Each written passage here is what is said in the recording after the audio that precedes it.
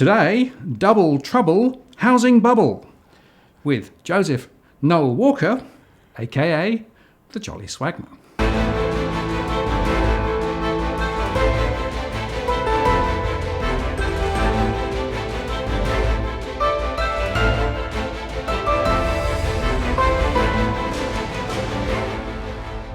Hello again, it's Martin North from Digital Finance Analytics, World Notice Post, covering finance and prop news with a distinctively Australian flavour.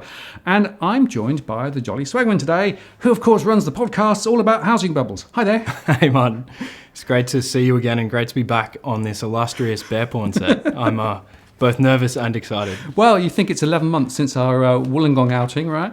By the way, we upset the local council last time. So Did we really? we did, yes. What did they say? They were not very happy with the fact that we were pointing out some of the holes in their plan and in their property portfolio and all those things. Right, All of the okay. vacant shops and things. Yes, they weren't very impressed.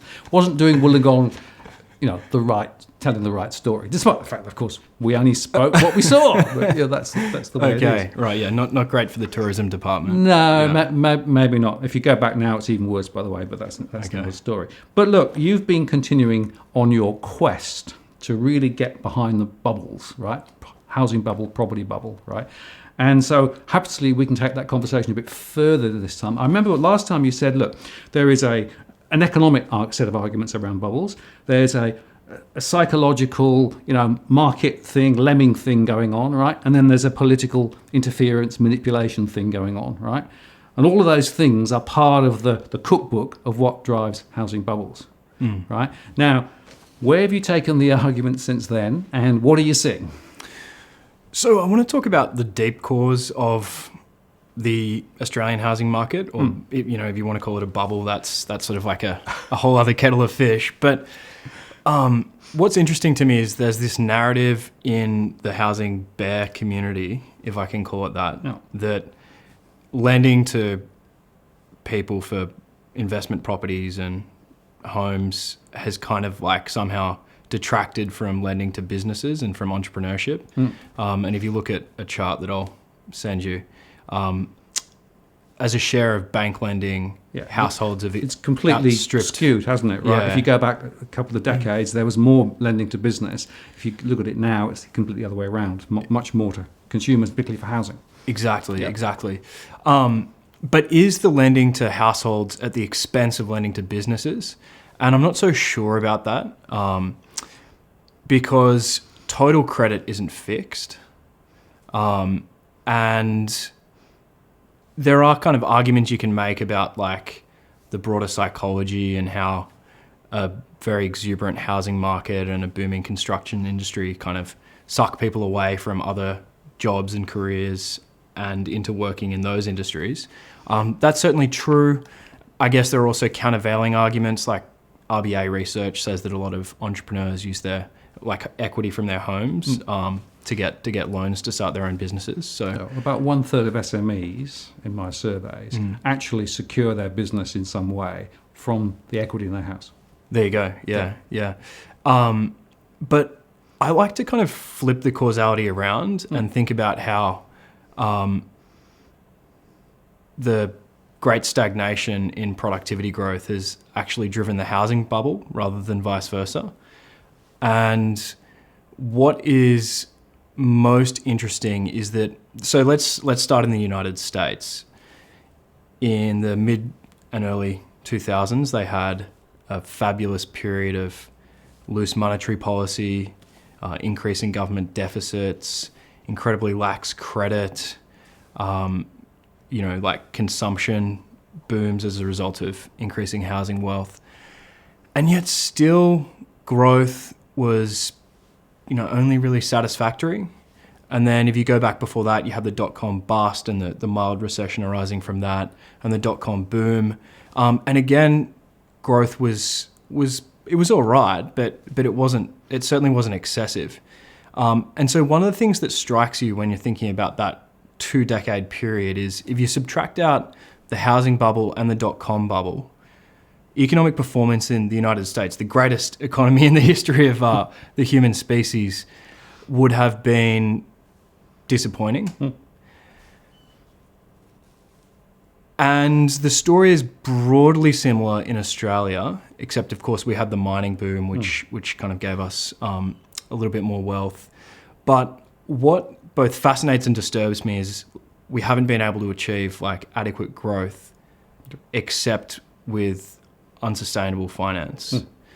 So you've got to kind of ask like why this is, and I very much think it's because of the stagnation in productivity growth that's occurred since about 1973, and the fact that we just haven't really been able to achieve the same rate of growth in the West since the 1970s as we were able to achieve between 1920 and 1970. And if you think about it, Martin, if median incomes aren't growing, the only way to consume more, as a matter of logic, is either through debt or through capital gains. And so there's a real like political economy dimension to these bubbles that we've seen in the West in the last 20 years, whereby governments have either actively enabled them to occur or have just sort of turned a blind eye, because it's really the only... It's been their policy, isn't it? Yeah, arguably in some cases. Because the Reserve Bank actually pretty much said that, right? If you look at post the mining, it was clear that they were saying, well, we actually need to find the next growth engine. Housing, household debt, property, that's where we're going to focus. Yeah, that's right. They've all but admitted that. So the only way to kind of grow in the absence of like real productivity growth is through debt and capital gains. And there's a really interesting moment that happened in 2003 in Brisbane. Howard was on radio, and a listener called in and asked him a question, and his response was, I'm obviously paraphrasing here, but I've never had someone shake their fist at me and say, "John, I'm so angry at you for letting my house prices my house price increase." And that was kind of like a tell that politicians were very wise to this fact that this was like a mechanism to both buy votes and also just increase living standards.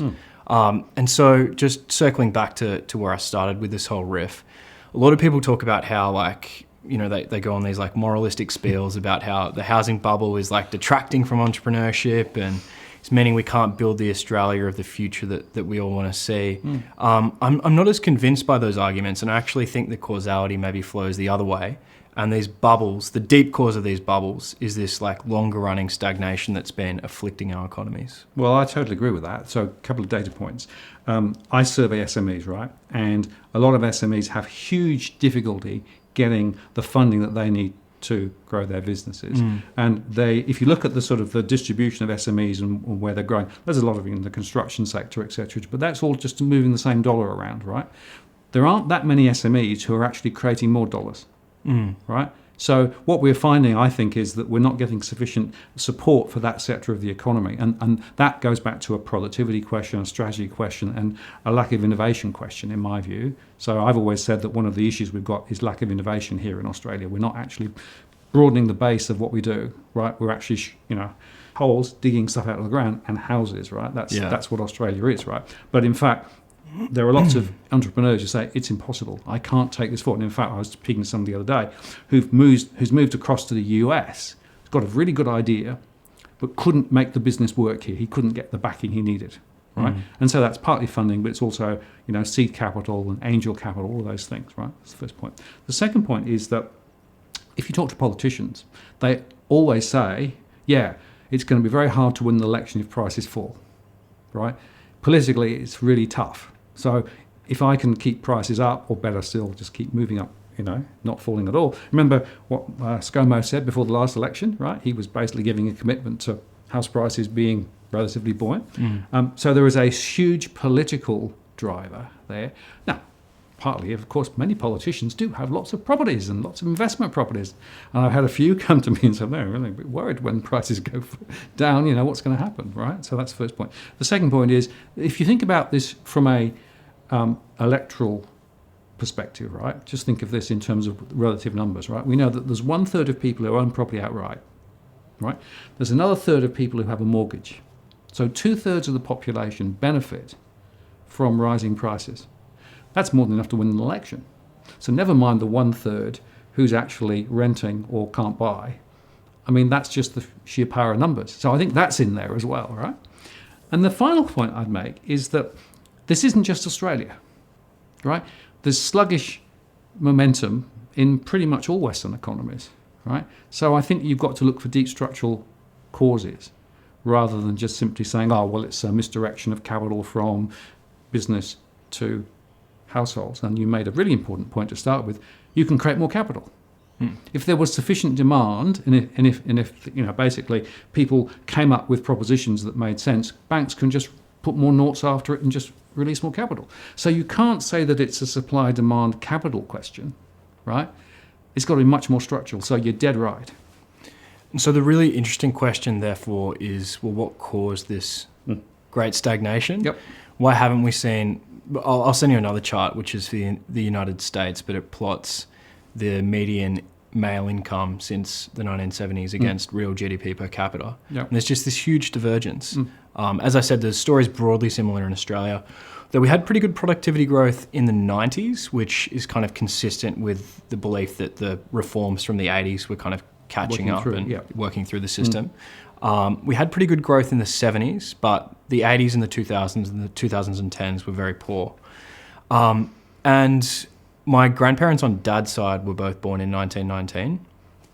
And I think about like the technology changes they saw during their lifetimes, just say during the first 5 decades of their lifetimes, like the motor car, the commercialization of air travel, kitchen appliances, kind of liberating women from domestic drudgery, like microwaves, washing machines, dishwashers, frozen food, the introduction of radio, which was then surpassed by black and white TV, which was then surpassed by color TV, air conditioning, heating and electricity, like all of these amazing innovations, like infant mortality rates just plummeting. And they witnessed that in their lifetimes, in the prime of their life. And if I think about if I was transported back to my childhood, the things that I would kind of miss that I enjoy today, probably my iPhone. I mean, it's incredibly handy having all of the world's information at your fingertips, but not much else that would really kind of get under my skin, as much as all of those just like 0 to 1 changes that they witnessed. And so that's like one explanation. That's kind of like the supply side story, that somehow between 1920 and 1970, we picked all of the low-hanging fruit and we reaped the last gains of the second industrial revolution of 1870, that kind of rainbow of benefits, which was still, beaming across our collective skies. The other explanation is more of the demand side story, and that's like the Larry Summers narrative about secular stagnation. So he revived this idea of secular stagnation at the end of 2013 in an address to the IMF. And secular stagnation is the idea that the natural real rate of interest, so the hypothetical real rate of interest at which investment and savings would be equated with full employment, has fallen below 0, so it's negative. So at some point, like unseen, unheard, over the last few decades, the natural real rate of interest quietly fell below 0. But because of the 0 lower bound on nominal interest rates, which is necessary to kind of fight against the possibility of currency substitution, and because of the low inflation world we live in, central banks can't actually get the real rate appreciably below 0 to attain full employment. So we're like stuck in this trap. So what do we do? And that's the Larry Summers secular stagnation demand side story. And then you ask, well, why has the natural real rate of interest fallen so much? And there are all these broad historic forces, like a couple of the big ones. Inequality has meant that people with a lower marginal propensity to consume, so the very rich, are hoarding all of these savings. So there's this huge saving glut, which means that the natural rate is going to fall. Another explanation is just that we've had all of these amazing like technological changes, which is not to say that they were as good as what happened between 1920 and 1970, but certainly things which have meant that you can start a business in a much less capital intensive manner. So the tech startup company that I work for, like it's essentially just a group of 20 to 30 people with laptops So for the same amount of, and we've started with very little money, we've now just raised our Series A. But the amount of money that it would have taken to get a business off the ground decades ago is so much more, and it's so much more capital intensive. So for the same amount of investment, you can get so much more today just because of the nature of the technology. So there are all these broad historic forces which have maybe contributed to that story on the demand side. And I think inevitably the truth is probably a mixture of those two stories, but I would lean more towards the supply side story. And Robert Gordon, an American economist who has a fantastic book called The Rise and Fall of American Growth, says that the real question isn't so much why has innovation tapered off, why has productivity growth slowed since the 1970s, as it is what accounts for the productivity miracle that occurred between 1920 and 1970, and that's when we were picking all those low-hanging fruit. So the question is, okay, maybe the times we're living in aren't abnormal in terms of the stagnation, but is there anything we can do as high agency individuals to kind of turn that around, to make Australia an innovation nation, to bring the world out of this great stagnation? And the future is inherently uncertain. We don't know what the next technologies will be, so we may as well just try. And especially if there are any young people in the audience listening, I think if you want to help Australia, the best thing to do is to go out and build a business, create something new. Yep, absolutely. Well, I'm totally on board with your cry for people to be innovative and create things, right? We need that. We need entrepreneurs to actually step up and step out, right? And we need actually, I think, the appropriate government support systems. They don't really back entrepreneurs, in my view, in Australia, and that's a big deal.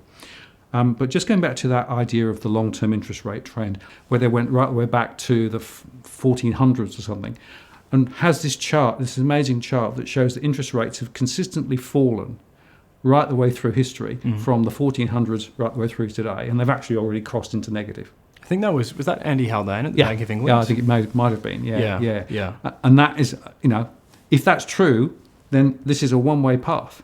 That's a scary thought, right? So negative interest rates, here we come, and we're never going to get out of it, right? That could be quite scary. But I guess the other angle on this is, think of the policies, right? What policies have been put in place in the last decade or so to really focus in on innovation and creativity and creating new businesses and things? And the answer is not a lot, right? A lot of the supports have been to support existing businesses. Think of the mining support, and think of natural gas and all those things. I mean, those are all businesses that were there, right? And they've been given a lot of support, a lot of government and tax support to be able to grow and expand and ship off stuff overseas, right? But that was effectively perpetuating the old world models, right? If only we'd had the same amount of government support for the new world opportunities, the innovation, I think we could perhaps turn this around a bit. And I speak to a number of small businesses and quite large businesses. I was talking to somebody who works in the tech area, who's based in Australia, and he's saying it's really, really tough here to try and find how to create those growth. They've got lots of ideas, but they can't actually make the growth turn into new business opportunities here. And almost always have to go overseas. So there is something structural here in Australia that's stopping us. And we were always thought of, as relatively innovative and creative people and resourceful people. And I wonder whether we've lost some of that over the last 20, 30 years. Yeah, my theory about Australians is that we are indefinite optimists as opposed to definite optimists. So as an Australian, I feel very optimistic, but in a laconic kind of way. And it's this... Well, the sun's shining. It's a nice day at the beach, It's beautiful. The footy's good. There's no end to the leisure activities we can do. And but there's this sense that she'll be right, mate. Someone else can build the companies of the future. But what we want is more definite optimists, people who are optimistic about the future, but then also capable of building the actual plans and the businesses to get there. I think government support is essential. I think that the Turnbull innovation package was very heavy on rhetoric, but very light on like actual measures. But Never been known from a politician to be light on action and heavy on rhetoric, surely. yeah, that does seem odd. But it's very hard to kind of like create a new Silicon Valley. Absolutely. Like there are lots of path dependencies. Like there's a lot of Silicon Valley that is ultimately traceable to Stanford and the semiconductor revolution. To kind of like build that from scratch, there are lots of things you can do that are necessary but not sufficient. Right. And that culture of risk taking takes a long time, because the venture capitalists of the future are the successful founders of today. So we need lots more successful founders who then can use that experience, use that optimism to eventually inject some capital back to the up and coming founders. And I think a lot of Australian VCs were burned during the dot-com bust. I mean, it's just a smaller market as well. And people do, like I've been involved in a startup company that was unsuccessful, and now one that's been very successful or is going to be very successful. And when we were fundraising for the unsuccessful one, it was just excruciating, like rejection after rejection. The more successful one we raised from a US-based venture capitalist. But some of the seed funding, a lot of the seed funding came from Australia. And it's not impossible, but it is hard. Changing that culture, though, that's something that just inherently takes decades. And, you know, it's interesting because I do think there are many people with ideas, but I think there's a gap between the idea and turning it into the start of a business, right? And I wonder whether our education system and particularly universities are letting us down here, right? Because if I think of Cambridge in the UK, right, and I lived in Cambridge for a good number of years, there was a very strong connection between the university, new businesses, and, you know, the Fen equivalent of Silicon Valley, Silicon Fen, right? But it was very interesting how that was working. So people moved between the education environment, creating businesses, you know, and back, right? And there didn't seem to me to be the same barriers that we've got here, right? And I guess the other point is that here in Australia, our education system has been very much supported on the input of international students and just turning the handle on more students, right? I wonder whether that's part of the problem too. So I think there's a question there about how that works and should work, right? And then the other point is, I don't think the tax structures in Australia and some of those other supportive mechanisms that should be there aren't there either, which means it's actually quite tough to try and actually start making those investments. You know, R&D investments can be made, but only in certain ways, and you know, and even the manufacturing announcement that will be made as part of the budget next week is going to be focusing on specific areas, and those actually are mostly areas, apart from maybe space, where there's already quite a lot of stuff happened. So I think there's a big question here about how you get that innovation engine working. And I've said consistently for the last 4 years on my channel, we've got to find a way of getting the innovation engine working, because without it, all you end up left with then is, well, you have to build more houses, right? And you have to be able to get more wealth by creating more bigger houses and bigger house prices, because that's all you got, right? And it measures the GDP. In GDP numbers, it translates okay. So at the top line, the GDP number doesn't look too bad. GDP per capita less so, but it's not creating value for the future. And I also come back to my other point, which is that if you think about, you know, money flow in the system, right? You can basically flow the dollar from point A to point B to point B, and you can have services, and you know the dollar goes around, right? But we need to create more dollars, right? And a lot of industry and a lot of manufacturing potentially could, but a lot of other sectors, it's just the same dollar. The healthcare sector, for example, right? Somebody else is paying for that from their own wages, directly or indirectly, right? Even the financial sector, frankly, you know, I'm paying interest. Well, that interest is coming from my salary. Now, that salary is coming from, so it's the same dollar going around the houses, as it were. So, how do we make more dollars? Not just putting the, you know, electronically into the system and increasing the zeros, which is what, of course, you do when you write a loan. Yeah, that's right. That's a really interesting question, right? But that's what we have to think about. Yeah, I couldn't agree more. That's sort of our future in the long run. Productivity is all that matters. Right. But that means that the policy settings from Canberra have to be very different from where they currently are. Right? It means that the education system has to be different from how it currently is. It means that actually even perhaps the cultural norms have to be different from what they currently are. I mean, we're talking significant transformation here, right? And I also think our media has a very important role to play in that as well, because I don't think they do a very good job on this either, right? So almost wherever you look, you've got to say, well, there is a lot of elements that need to be recrafted. Now, interestingly, I've spoken to a few politicians who are there now, and they recognise this, right? But what they also say is that it's very, very hard to get a voice inside the current political mechanisms that exist. And, you know, senior people have a very different view and they just drive their view. So if you're a backbencher, even if you have a different view, you can't actually do anything with it. So even our political system isn't necessarily being very fit for purpose at the moment as well. So lots of puzzly pieces to try and put it together to make it work. But it's the imperative, isn't it? It's imperative. And to pick up on the point you just made, the election cycle is like roughly 3 years at the federal level.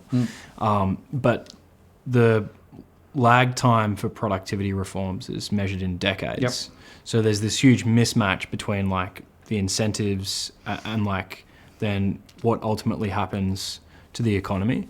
And that, I think, doesn't work in our favour. Which is why you need leaders of the yoke of like Hawke and Keating. The visionary sort. Yes, exactly.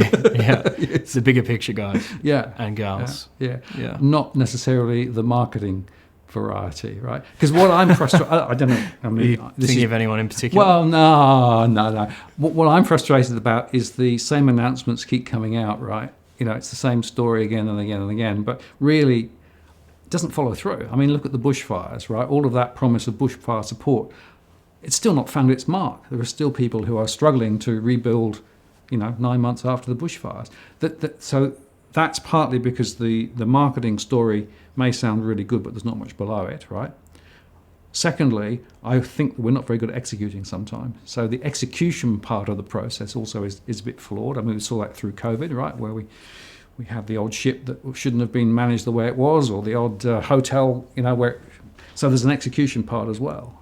So this is a really interesting, complex issue, but it is multifaceted, and I just wonder whether anybody has the broad enough span to begin to sort of shape it differently, or whether we'll just go back to tactical, short-term things. All right, well, if we reduce lending standards to make it easier to get more loans, that'll pump house prices up. That means that the wealth effect will be positive. That means we're going to get voted back in. That seems to me to be the strategy at the moment. I'm hopeful that in the medium to long run, we'll work it out. Okay. It'll get to the point where Australian living standards just aren't increasing at the same rate that they used to. Politicians' feet are held over the fire, and people will act. Like I have faith in. I mean, for as much as we complain about our politicians, and we get the politicians we deserve and the politicians we vote in, right? Yeah, we do.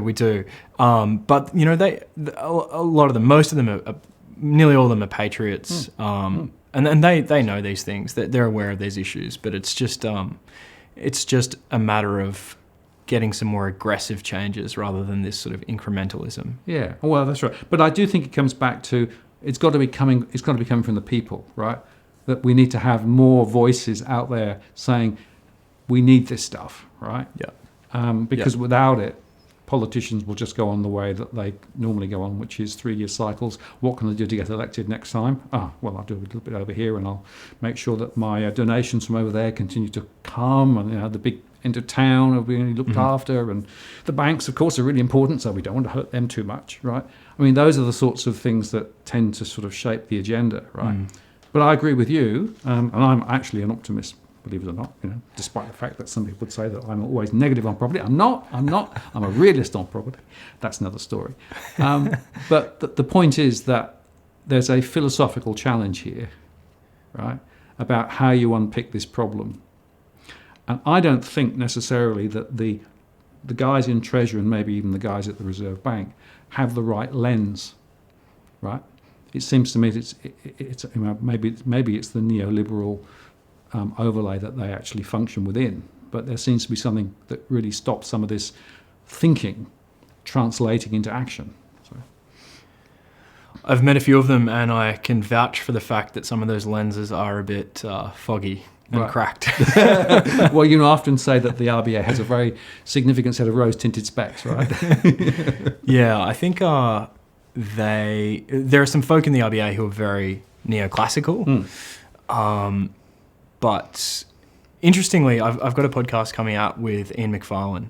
He's back on the show. Okay, great. He came on the show in January. The last one was amazing. Yeah, it was really interesting.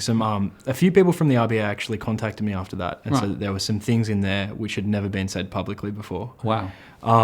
Which was cool. But so he's coming back to talk about modern monetary theory. Yeah.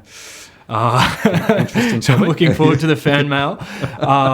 Inequality and how monetary policy is just facing a black hole. And a lot of Ian's insights are actually quite heretical. So it just goes to the fact that there is some heterogeneity in the bank itself, both among former and current staff. Well, Mervyn King in the UK, right, wrote that very, very good book after he left, But the thing about that book, left at the end of the book, there was a question mark, right?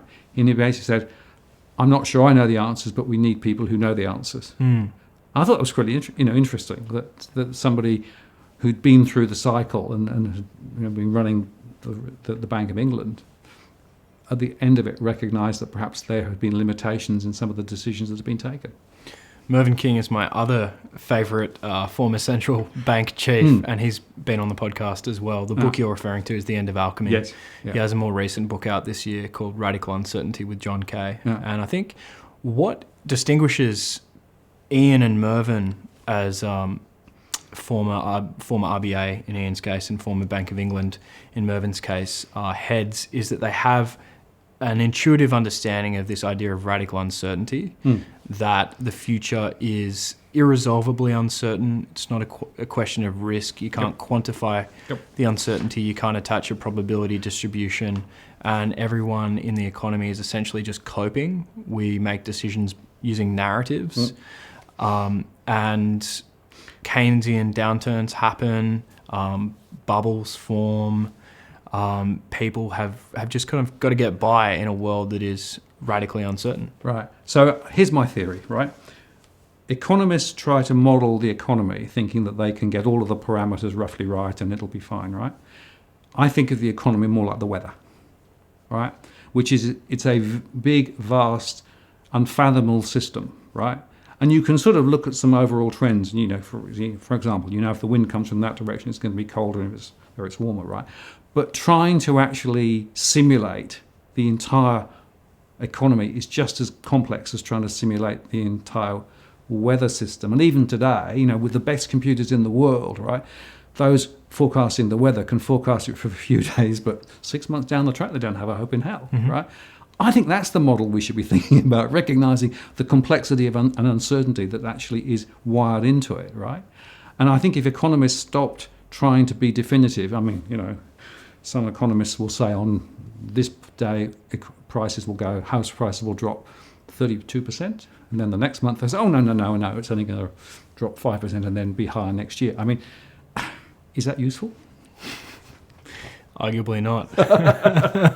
Right, but if it is as uncertain and as complex as you and I are both suggesting, right, that suggests that the whole way of thinking about the problem has to change. Yes. Okay, I have to build a new model. I need a couple of supercomputers. Back to work.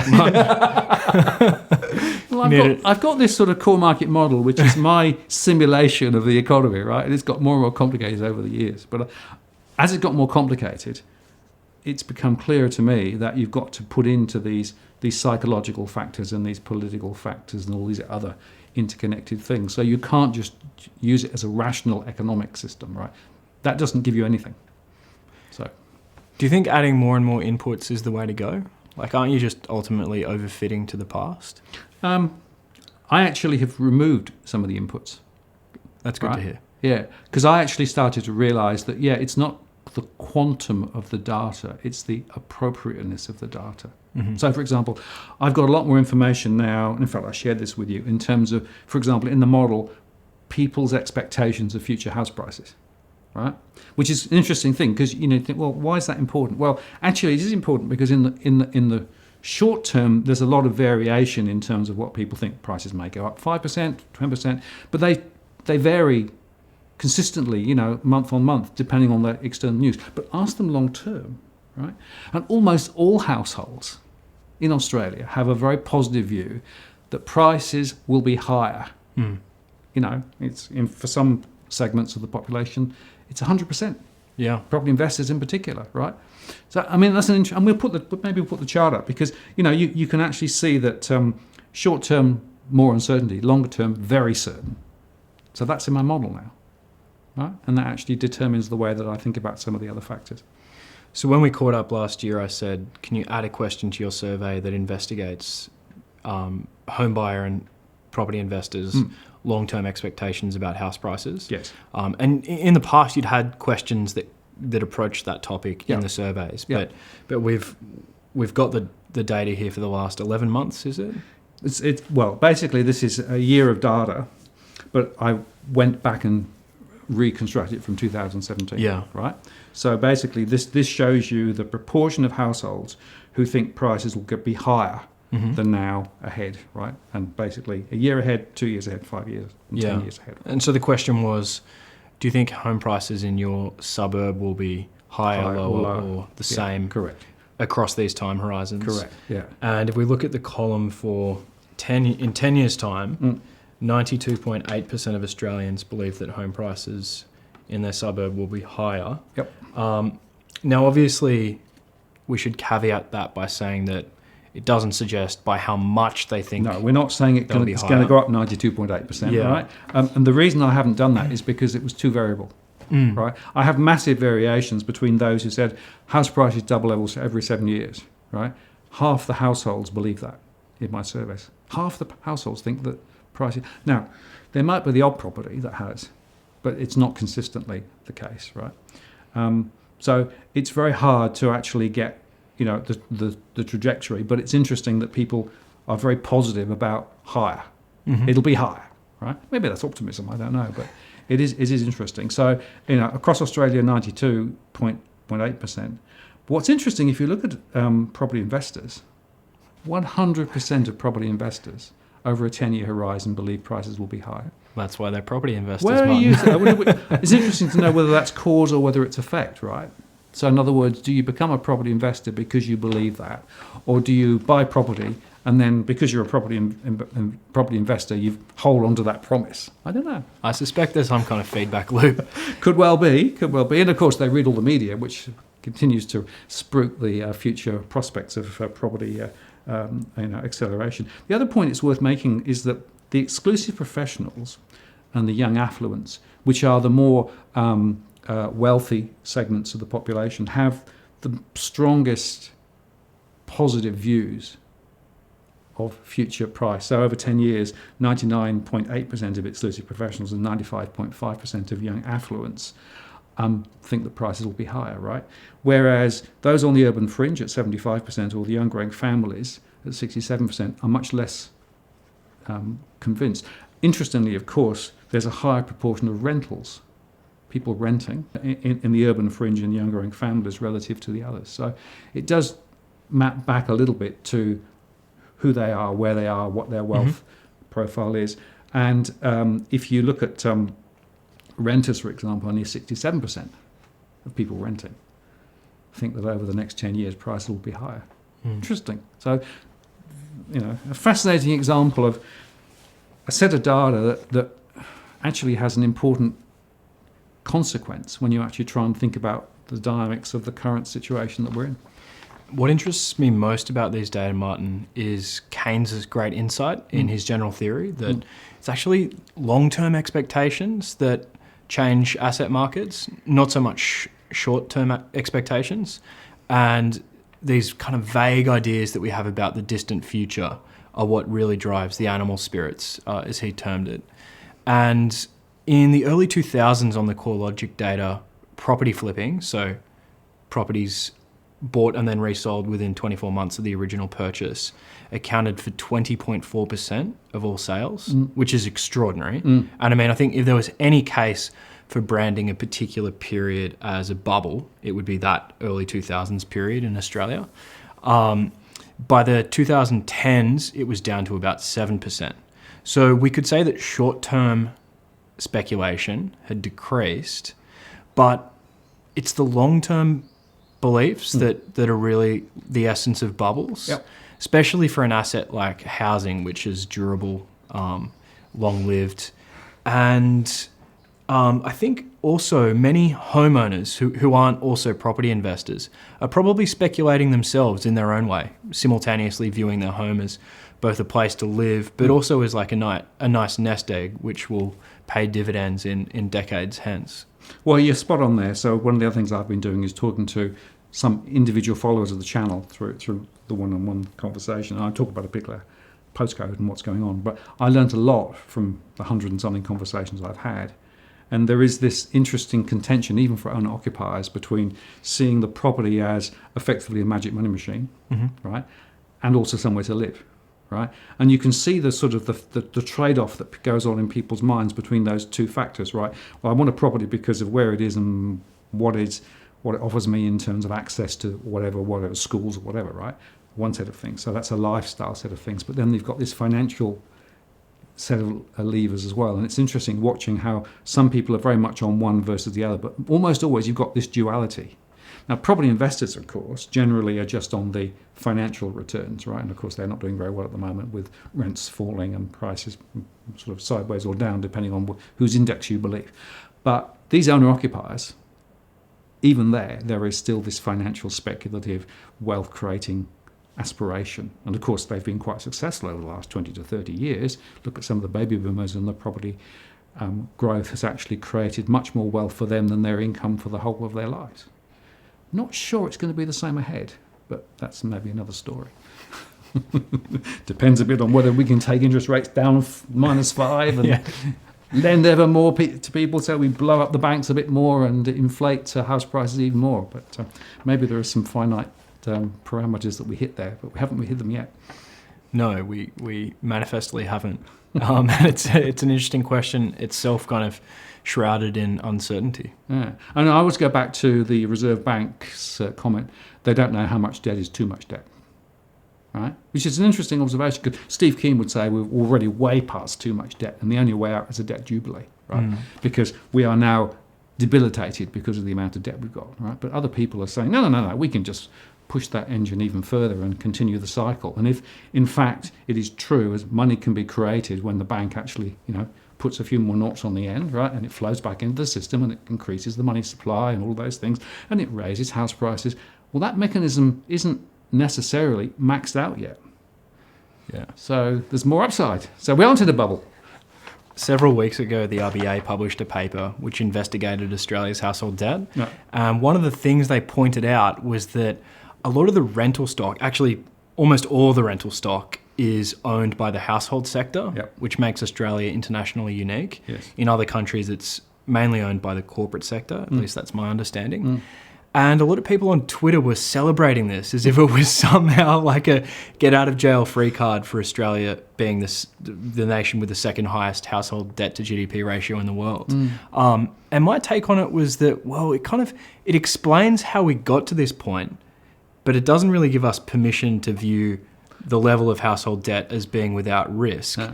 And as you know, I've recently put out a podcast episode with Vernon Smith, who shared the Nobel in economics with Danny Kahneman in 2003. Yeah.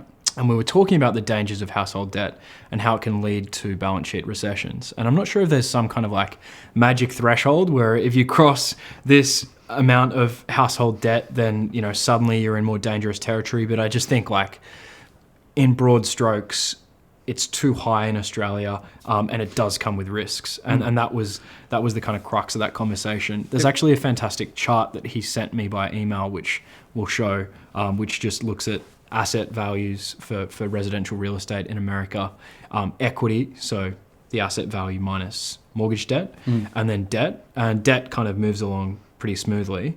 The asset values and equity go up together, obviously, and then crash when the bubble ends beginning in Q1 2007.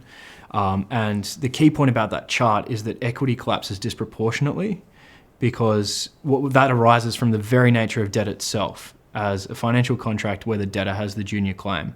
It's a very different beast to equity. So just to kind of like simplify this, if the house you're going to buy is worth $100,000 and you get a $50,000 loan from the bank, your loan to value ratio, or LVR, is 50%. Say house prices decrease 10%, you've lost 20% of your equity. If you get a 90% LVR from the bank and house prices decrease 10%, you've lost 100% of your equity. So leverage mechanically increases your sensitivity to price falls, and it, obviously it also means that you can enjoy great profits if prices rise. But it's a two-edged sword, and it cuts very deep on the downside. And what happens when asset values fall against fixed debt is that equity collapses, and many people go into negative equity, which is a scourge, which we saw haunt the economies of the United States, Ireland, Spain, several other countries in the Great Recession. And what happens is then households, for years, it takes years to resolve these balance sheet issues because they're trying to pay down the debt, get their balance sheets back in order. And people go from being profit maximizers to debt minimizers. So the whole, utility function of their life has changed. And then obviously those issues are passed on to bank balance sheets through foreclosure and defaulting. So banks have their own balance sheet problems, and then they tighten their credit. So the whole economy is experiencing what's known as a balance sheet recession, and that's the risk. And that is like one of the worst, if not the worst, kind of variety of recession that an economy can experience. And that's what that chart Vernon sent me indicates. But that's the danger of household debt. So I don't know like precisely how much is too much, but it is not without risk. No, I agree. And that podcast, highly recommended. It's brilliant. Thank you. And the issue of too much debt, right? And remember this, that debt in a full employment scenario might be all right. But debt where unemployment starts to rise turns very quickly into something really bad. And that's the final point perhaps for today, which is that, debt with unemployment at 10%, which is what the Reserve Bank was predicting, and 7% 2 years later, right, is a very different scenario from debt where unemployment's at 5%, right? Not least because there's an interesting alignment between large amounts of debt and the rising level of unemployment that I'm seeing in my data, where quite a few of the households with some of the biggest debt, and by the way, the most stressed households, are also the ones where the unemployment has gone really quite bad quite quickly. So I think that's the other factor to bear in mind as you sort of try and model your way through this. But fascinating conversation, as always. If people want to know more about your podcast, where do they go? So you can find the Jolly Swagman podcast on all the usual podcast apps, the Apple Podcast app, Spotify, Stitcher, wherever you consume your podcasts. You can also listen to the episodes on my website, josephnoelwalker.com. That's my full name, JosephNoelwalker. We've also got a YouTube channel as well. We've only got a couple of videos on there, but we're starting to build it and release weekly videos. And Martin, I just wanted to say thanks so much for having me back on the show. I admire the work you do. I think it's really important, and it's, we should all be grateful that there are people like Martin North out there kind of speaking up about these important topics. Well, thanks for that. And I have to say that I find your podcast and your guests remarkable. I mean, you have a litany of luminaries, if I can put it like that, right? But the point is they're so insightful, and I do recommend those podcasts. And you and I will keep chatting about this stuff, because what we can be sure about is that the journey from this point is going to be 1, interesting, 2, uncertain, and probably 3, surprising. Sounds great. We'll see you next time. Thank you for spending some time with us today.